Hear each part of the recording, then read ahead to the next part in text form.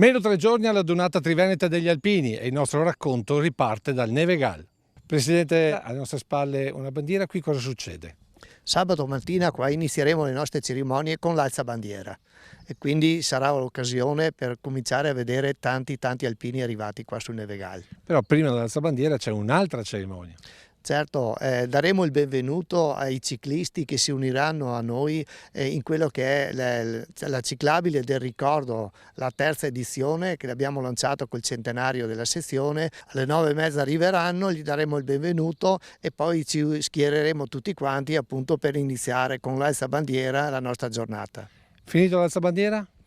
Ci sarà la sfilata con in testa la nostra banda e andremo fino al santuario della Beata Vergine. Qui siamo al santuario, qui cosa succede? Ci sarà il momento solenne della Santa Messa alle 10:30. Arriveranno tutti i vessilli, tutti i gagliardetti e qui appunto il vescovo Monsignor Marangoni celebrerà per tutti, per una folla che prevediamo di oltre 400 persone. Perché avete deciso di venire su Nevegal per la Santa Messa, ma soprattutto per dare l'inizio ufficiale a questa Dunata Triveneta di Belluno? Perché per noi il Nevegal rappresenta qualcosa di importante per gli alpini, perché c'è tanta storia nel Nevegal, nel Col Visentin, partita appunto oltre 100 anni fa con la ricostruzione del rifugio al Col Visentin e con il sacello per quanto riguarda i nostri caduti del terzo artiglieria da montagna e poi la costruzione del rifugio intitolato alla Brigata Cadore e soprattutto negli anni 60 la costruzione della seggiovia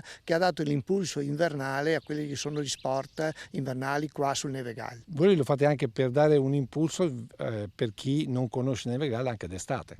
Certo, era importante far conoscere a tanti alpini che arriveranno alle famiglie quello che è la valenza del Nevegal per l'estate. Il Nevegal si presta veramente alle lunghe passeggiate, si presta a tutti gli itinerari dei percorsi di mountain bike, quindi è servito molto bene da strade e da sentieri, ci sono le nostre maglie che sono in grado di lavorare e quindi è un piacere venire al Nevegal anche perché si gode di una vista eccezionale. Dicono che dal Visentin si possa vedere Venezia nei giorni di sereno.